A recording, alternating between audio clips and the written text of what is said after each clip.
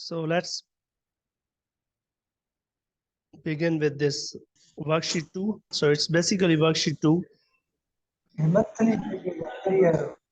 Hmm.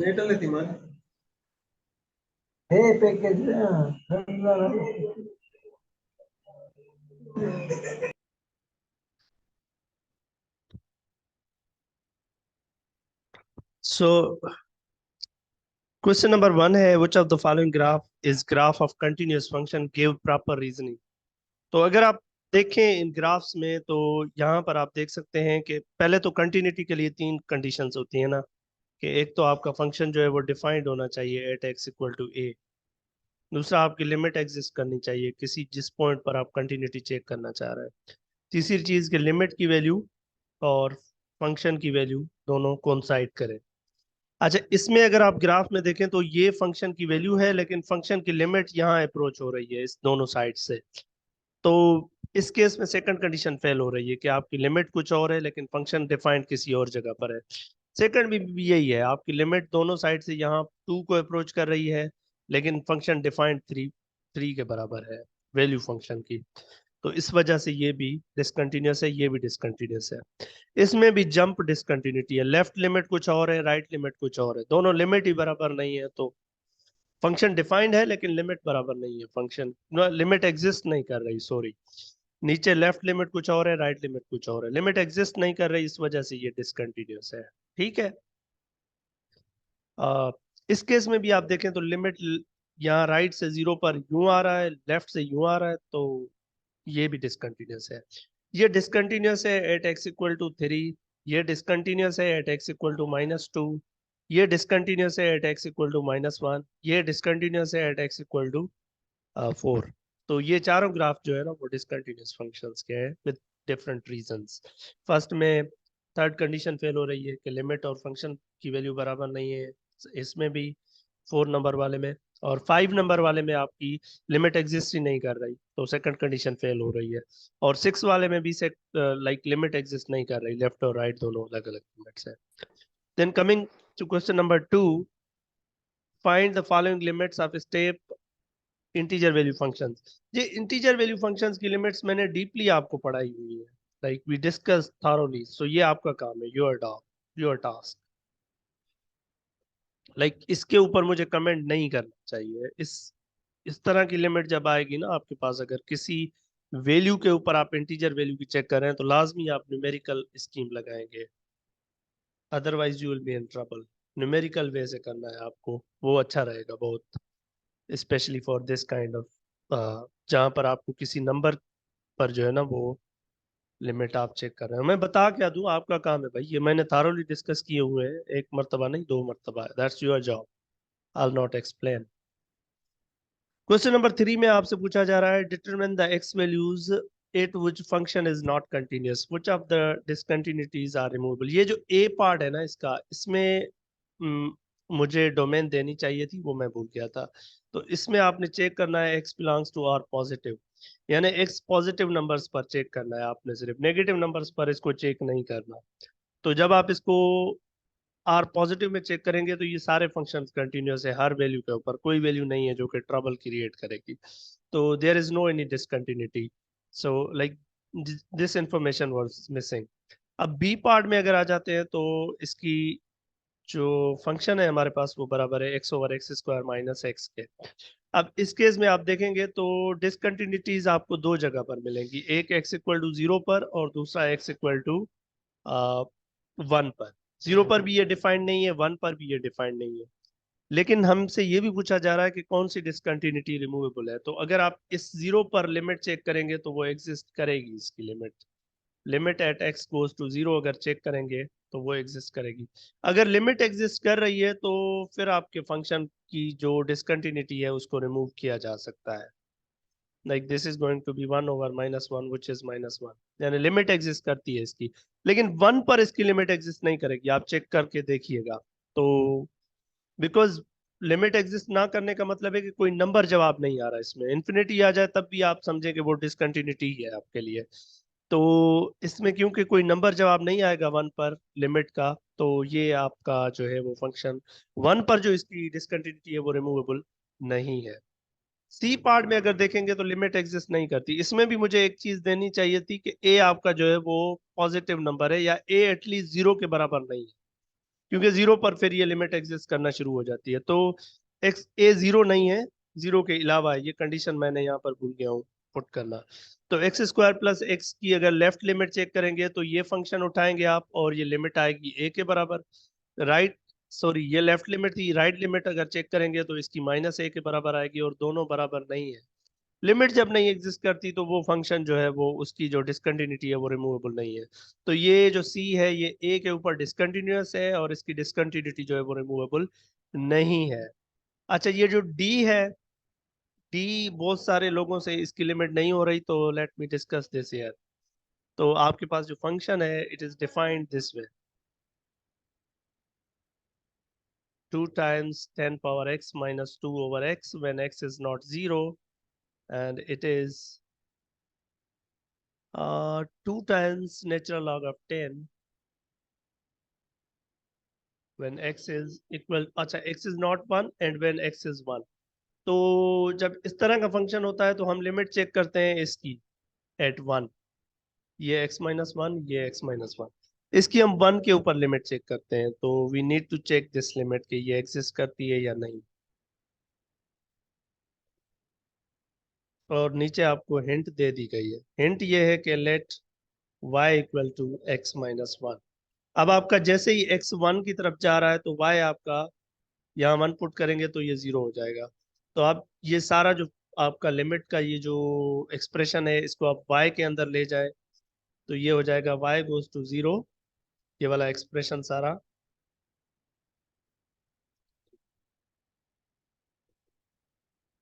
ये y में हो जाएगा y goes to 0 2 times 10 power y minus 2 over y।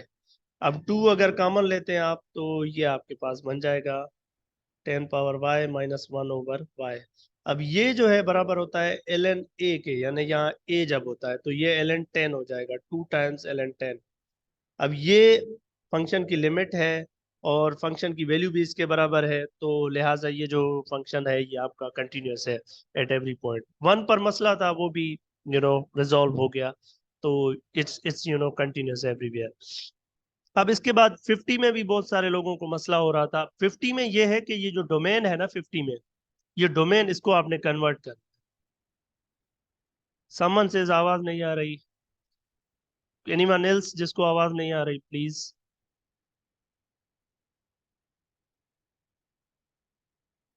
आवाज आ रही है? Am I Audible?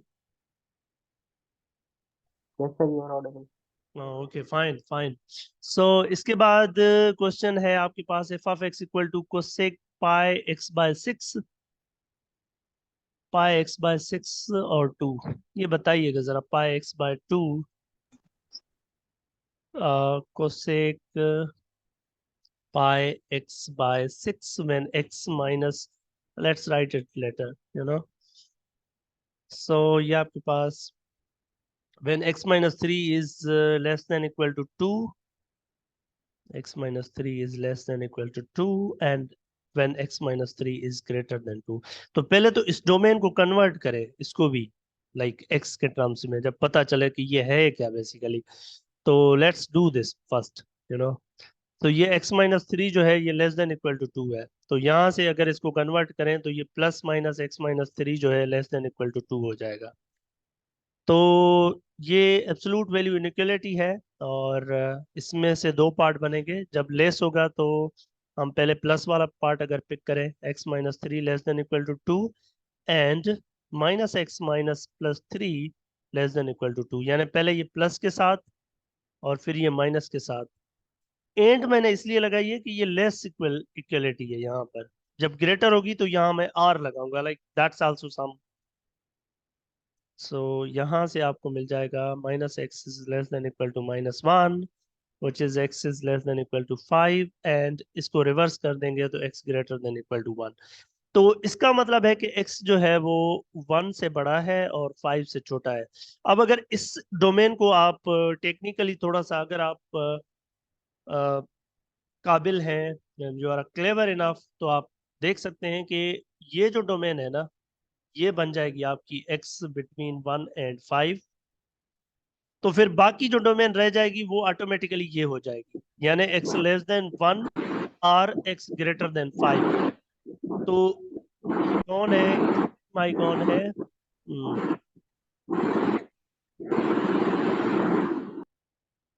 चले, गुड, ओके, ठीक है।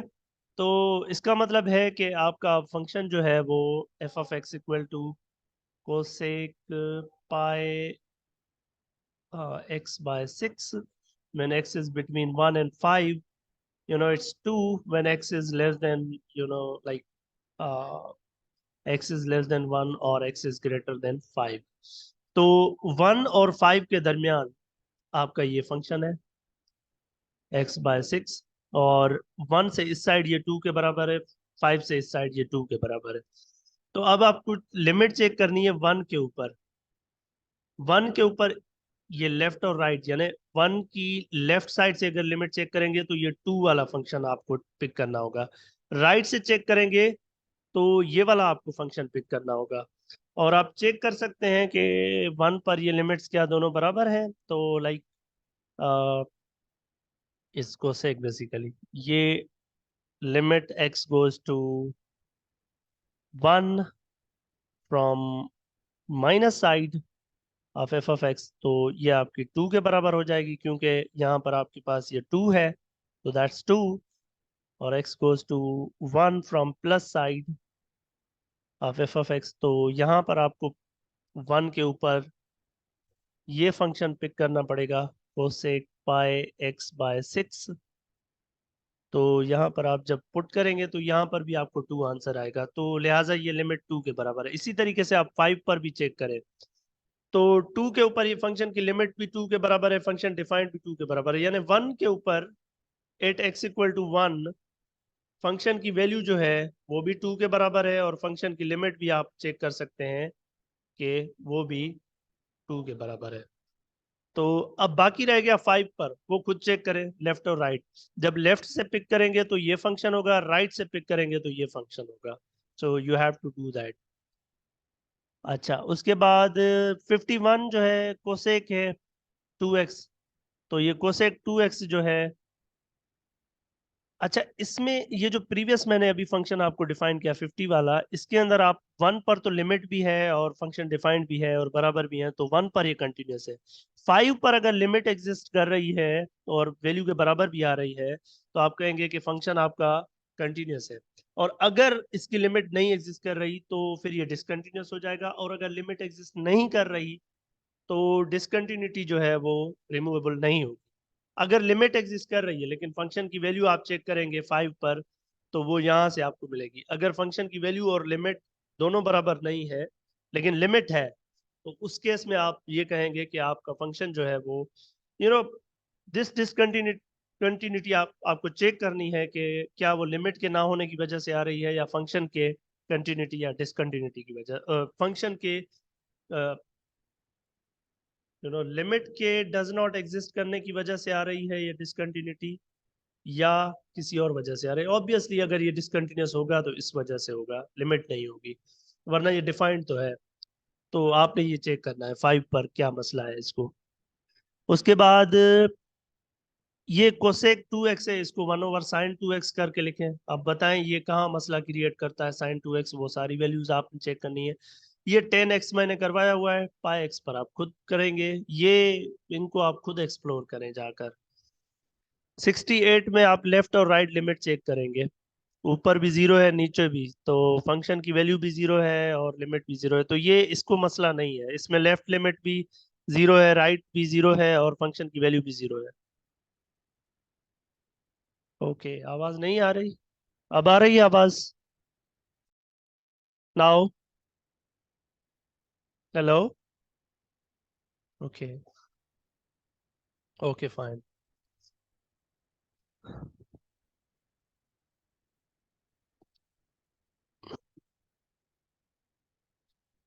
क्वेश्चन नंबर 4 में कह रहा है show that there exist x in the interval such that ये 0 के बराबर है। तो इसको आप फंक्शन डिफाइन करेंगे f of x, x power 4 plus x square minus 3x minus 1। चेक करेंगे कि ये -1 -2 पर भी चेक करें और +2 पर भी। एक पॉजिटिव है एक नेगेटिव है, तो बस आप लिख देंगे by mean value theorem there is x such that this is 0। बिल्कुल इसी तरीके से यहाँ पर एफ ऑफ थीटा एक फंक्शन डिफाइन करें। F of theta equal to 1 plus theta minus 3 tan theta, और फिर इसके अंदर पुट करें आप वैल्यू, फॉर एग्जांपल 0 पुट करें और चेक करें 0 पर क्या है, और फिर 3 पुट करें, 3 पर 1 है, 1 पुट करें क्या है। एक पॉजिटिव एक नेगेटिव हो जाएगा, तो आप लिखेंगे by mean value theorem there exist root of this equation. अच्छा, इसमें भी यही करना है। ये cos x equal to x है, तो इसको आप ऐसे लिखें cos x minus x equal to 0। ये फंक्शन डिफाइन करें और फिर बताएं। उसके बाद ये ऑप्शनल लिखा हुआ है क्वेश्चन। अच्छा, इसको भले आप स्किप कर सकते हैं, लेकिन ये जो डी और ई है, इनकी स्टेटमेंट को आप अंडरस्टैंड कर लें अच्छे से, ये कहना क्या चाह रहे। तो क्योंकि ये मैं डायरेक्टली नहीं पूछ सकता, लेकिन इनमें से सवालात पूछे जा सकते हैं आपसे कुछ भी। जैसे कि फर्स्ट है, उसमें कह रहा है कि प्रूव दैट अगर फंक्शन कंटिन्यूअस है और उसका जीरो नहीं है ग्राफिकली, ये ए से बी के दरमियान फंक्शन कंटिन्यूअस है लेकिन जीरो नहीं है उसका। तो जीरो नहीं है इसका मतलब ये कंटिन्यूअस है, तो जीरो ना होने का मतलब है कि ये ग्राफ इससे नीचे नहीं जाएगा।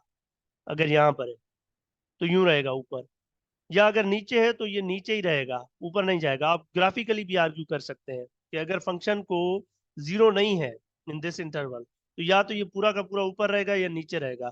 अगर ऐसा नहीं है, सपोज करेंगे पूरा फंक्शन नीचे नहीं है, तो इसका मतलब कहीं ना कहीं बीच में कट कर रहा है, फिर रूट आ जाएगा तो कंट्राडिक्ट करेगा।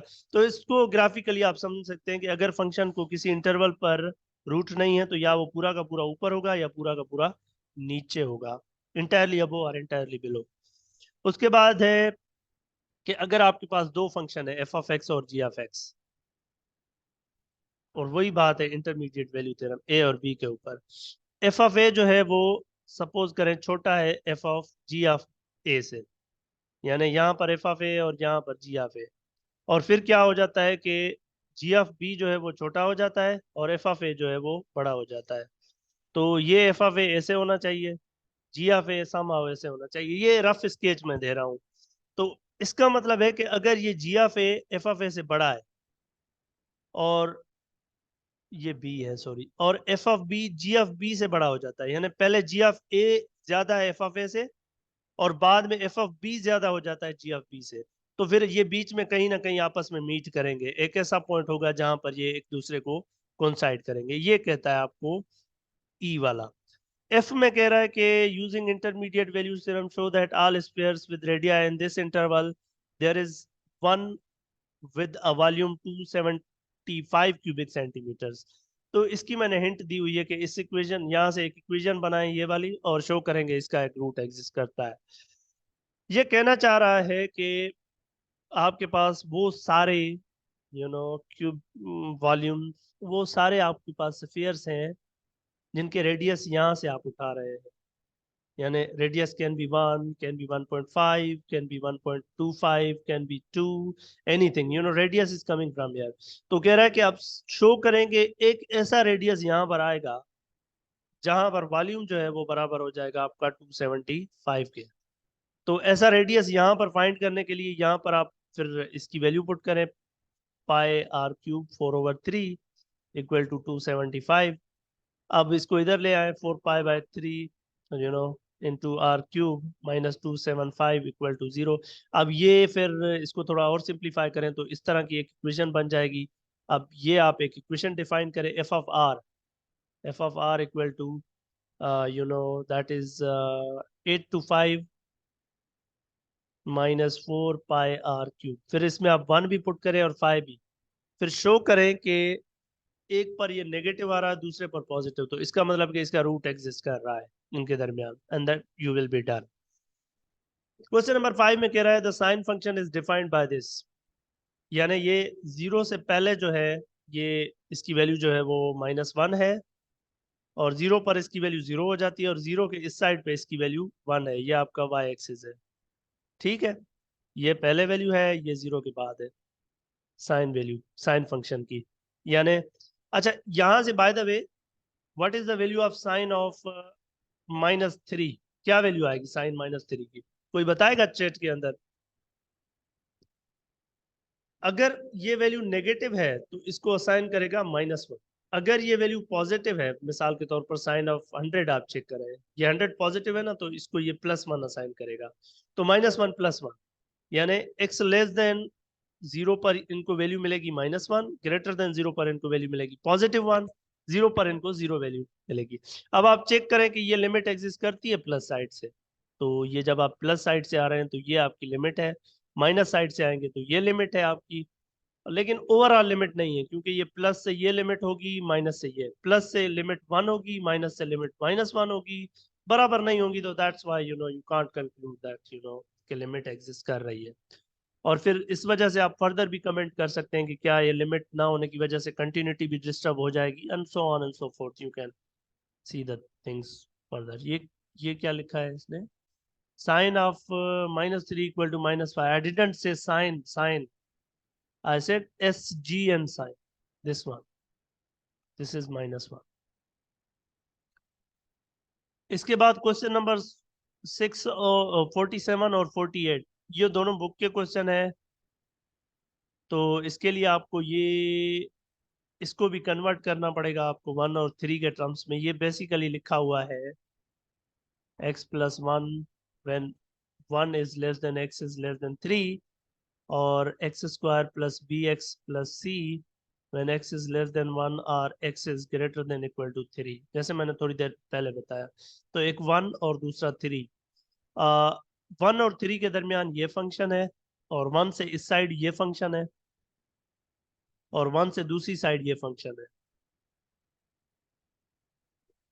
तो यहाँ पर लेफ्ट लिमिट यानी ये इसकी लिमिट 3 पर इसके बराबर होनी चाहिए, और 1 पर इसकी लिमिट इसके बराबर होनी चाहिए। तो दो इक्वेशन बनेगी, यहाँ 1 पुट करके इसके बराबर रखना चाहिए, फिर 3 पुट करके इसके बराबर, दो इक्वेशन बन जाएंगी, और फिर आप ए और बी की वैल्यूज फाइंड करेंगे। अगर आप इसको मैथमेटिकली लिखना चाहें तो ये 1 पर जो है वो माइनस साइड से लिमिट अगर आप चेक करेंगे तो ये आपको पिक करना पड़ेगा x² + bx + c, जो कि बन जाएगा b + c। यहाँ पर 1 पुट कर देंगे, यहाँ भी 1, तो ये 1 + b + c। और फिर इसी जगह पर आप माइनस साइड से पुट किए, अब आप प्लस साइड से पुट करें तो आप ये फंक्शन का उठाएंगे तो ये 2 के बराबर हो जाएगा। आप 2 को बराबर रखें इसके, 1 + b + c = 2, तो b + c = 1 हो जाएगा। अब यहाँ पर एक इक्वेशन, इसी तरीके से एक इक्वेशन यहाँ पर बनेगी 3 पुट करने से, और दोनों इक्वेशन को सॉल्व करें, b और c की वैल्यूज मिल जाएंगी। ये ऊपर वाला भी 2 पर इसकी जो है ना लिमिट कंपेयर करें, लेफ्ट और राइट। तो लेफ्ट के लिए ये पीस, राइट के लिए ये, and you will be done. Okay, then question number 7, function.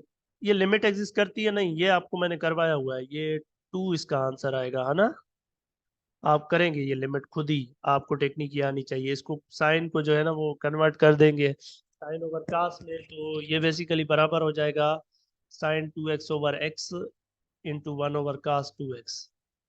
तो ये लिमिट तो आपको पता है कि 2 के बराबर होती है, ये लिमिट 1 हो जाएगी, तो इसकी ओवरऑल लिमिट 2 है।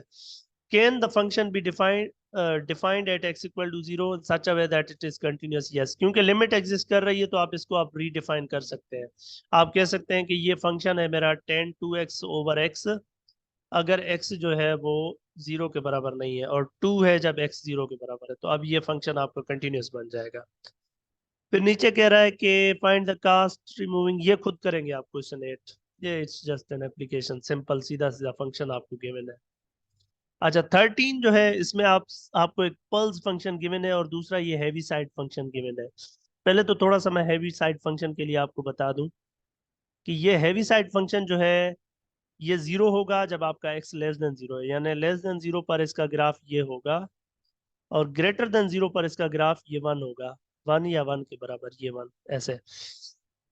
तो ये आपका हैवी साइड फंक्शन है, और ये हैवी साइड फंक्शन जो है इसकी भी लेफ्ट लिमिट चेक करें अगर 0 पर, तो वो 0 आएगी, और इसकी अगर राइट लिमिट चेक करेंगे 0 पर हैवी साइड फंक्शन की ऊपर वाले की, तो ये 1 आएगी। ये आप आगे पढ़ेंगे। ये 0 और 1, तो ये फंक्शन जो है इसकी ओवरऑल लिमिट एग्जिस्ट नहीं करती, क्योंकि लेफ्ट और राइट दोनों डिफरेंट लिमिट्स हैं। और दूसरी बात ये है कि एक तो इनकी लिमिट एग्जिस्ट नहीं करती, और इस वजह से ये कंटिन्यूस भी नहीं है। And of course then you can think कि डिसकंटिन्यूस है तो डेफिनेटली डिफरेंशिएबल भी नहीं होगा। तो इस हैवी साइड की हेल्प से एक और फंक्शन डिफाइन किया जाता है, ये पल्स फंक्शन। आपके काम का ये पल्स फंक्शन है, not this heavy side function.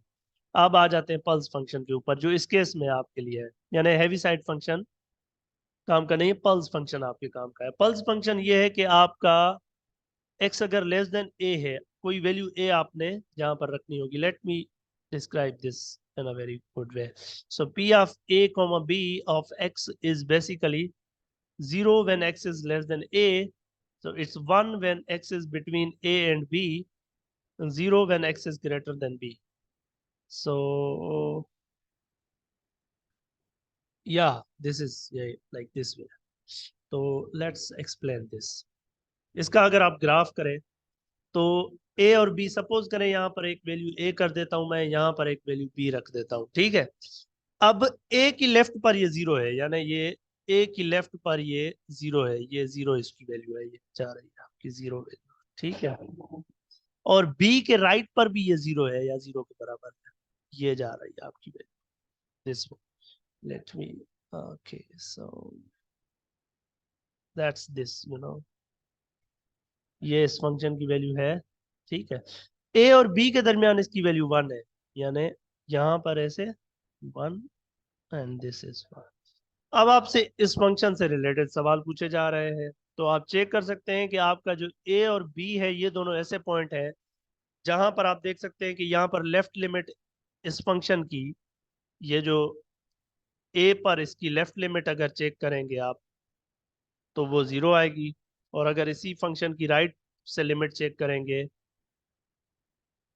तो राइट से चेक करने का मतलब है ए पर इस साइड से अप्रोच करें तो ये 1 है आपका। इसी तरीके से यहाँ पर फिर उल्टा हो जाएगा, बी के ऊपर आपकी लेफ्ट लिमिट 1 हो जाएगी, P A B of x ये 1 हो जाएगी, और इसकी राइट लिमिट जो है वो 0 हो जाएगी, दैट्स 0। तो इसकी लिमिट भी एग्जिस्ट नहीं कर रही ओवरऑल, क्योंकि लेफ्ट और राइट दोनों बराबर नहीं, और इस वजह से आप डिसकंटिन्यूटी के ऊपर भी कमेंट कर सकते हैं। तो ये सारी चीजें मैंने आपको बता दी, ठीक। Discuss the continuity, definitely A और बी के ऊपर ये कंटिन्यूस नहीं है। Why this is called as unit unit pulse function, ये आप खुद जाकर सर्च करें क्यों कहा जाता है। इसको भले स्किप कर दें आप फिलहाल ये दोनों क्वेश्चन क्लास में डिस्कस किए हैं, एग्जाम्पल है बुक के वर्टिकल असिम्प्टोट वाले के, ये खुद जाकर वहां से पढ़ ले। So that was all about worksheet 2. Let's meet for worksheet 3, and मैं मीटिंग को दोबारा से रिन्यू करूंगा।